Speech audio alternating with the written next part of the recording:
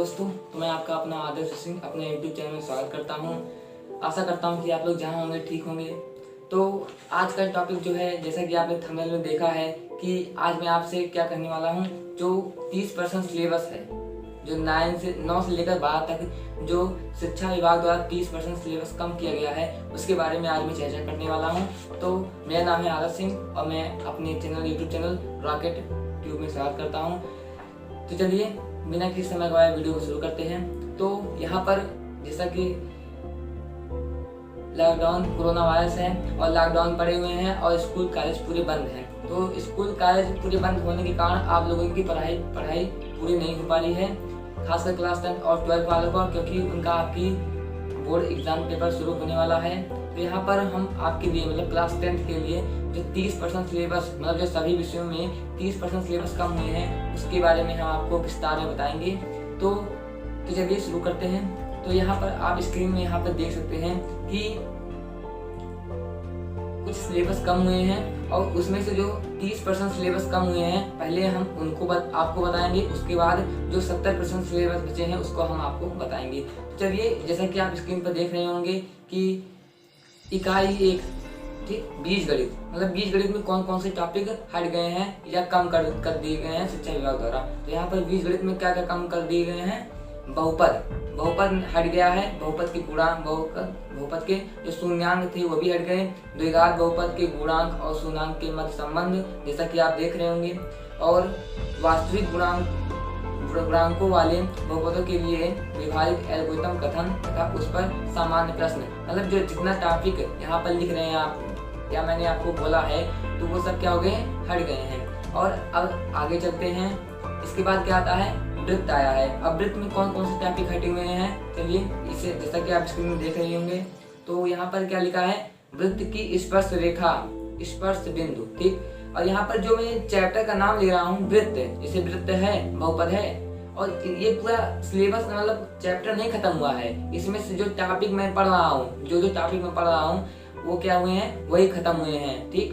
तो ऐसा मत सोचिए कि पूरा चैप्टर खत्म हो गया है, ठीक। तो यहाँ पर बस जो मैं टॉपिक का नाम ले रहा हूँ वही टॉपिक खत्म हो रहे हैं। तो यहाँ पर क्या है, वृत्त की स्पर्श रेखा और स्पर्श बिंदु। तो यहाँ पर पहला जो 2 परिमेय होते थे, यहाँ पर हमें सिद्ध करने होते थे, तो वहाँ पर 2 परिमेय खत्म हो चुका है। पहला परिमेय कौन सा है, आप स्क्रीन पर देख रहे होंगे और मैं आपको पढ़ रहा हूँ, आप उसे सुनिए। तो यहाँ पर क्या है, वृत्त की स्पर्श रेखा स्पर्श बिंदु से होकर जाने वाली त्रिज्या पर लंब होती है। जो ये परिमेय है ये खत्म हो चुका है या कट गया है। और दूसरा क्या है, किसी बाह्य बिंदु से खींची गई 2 स्पर्श रेखाओं की लंबाई बराबर होती है, तो ये भी कट गया है। ये दोनों 2 परिमेय है, ये टॉपिक पूरा खत्म हो गया है, ये आपके बोर्ड एग्जाम में काम नहीं आएंगे। और चौथा जो होता है समांतर श्रेणियां। अब समांतर श्रेणी के n पदों की व्युत्पत्ति तथा समांतर श्रेणी के n पदों का योगफल, जो n पदों का योगफल होता था Sn बराबर n/2 × 2a + n-1 × d होता था, तो वो अब नहीं होगा। उससे रिलेटेड कोई भी सवाल प्रश्न बोर्ड एग्जाम में नहीं पूछे जाएंगे। और सामान्य जीवन पर आधारित प्रश्नों का हल करने के लिए इसका अनुप्रयोग, मतलब इसके ऊपर कोई प्रश्न नहीं आएंगे, जैसा कि मैंने आपको बताया। अब इसके बाद क्या आता है, इकाई 5, जैसा कि आप स्क्रीन पर देख रहे होंगे। और यहाँ पे क्या होगा, त्रिकोणमिति, सरल समीकरण sin square theta + cos square theta बराबर 1 को स्थापित करना तथा इसका अनुप्रयोग, ठीक। तो यहाँ पर जो sin स्क्वायर थीटा और + cos स्क्वायर थीटा बराबर 1, इसके संबंधित जो भी क्वेश्चन होंगे, मतलब इसका जो जहाँ भी प्रयोग होगा वो क्वेश्चन आपको बोर्ड एग्जाम में नहीं पूछे जाएंगे। तो अब इसके बाद हम आगे चलते हैं। अब प्रायिकता क्या हुआ, प्रायिकता की सैद्धांतिक परिभाषा, एकल घटना पर आधारित सामान्य प्रश्न। जैसा कि आप सुना कि प्रायिकता की सैद्धांतिक परिभाषा, जब प्रायिकता की परिभाषा ही नहीं होगा तो प्रायिकता का रहना कौन फायदा, ठीक। तो यहाँ पर प्रायिकता पूरा खत्म हो चुका है, पूरा नहीं खत्म हुआ है, मतलब परिभाषा खत्म हो गई है।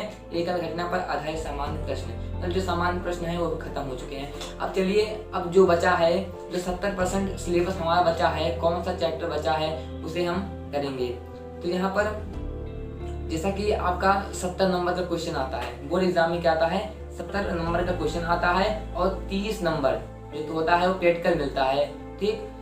तो यहाँ पर जो 70 नंबर क्वेश्चन है और किस चैप्टर से कितने क्वेश्चन पूछे जाते हैं उसे मैं आपको अभी बताऊंगा। तो चलिए, यहाँ पे जैसा कि आप स्क्रीन पर देख रहे होंगे, और तो यहाँ पर क्या है, संख्या पद्धति, जो चैप्टर 1 है संख्या पद्धति, उससे 5 अंक पूछे जाते हैं। और जो बीज गणित है उससे 18 अंक पूछे जाते हैं। और जो निर्देशांक ज्यामिति है उससे 5 नंबर, और ज्यामिति से 12 नंबर, त्रिकोणमिति से 10 नंबर, मेंसुरेशन से 10 नंबर, और सांख्यिकी तथा प्रायिकता से 10 नंबर।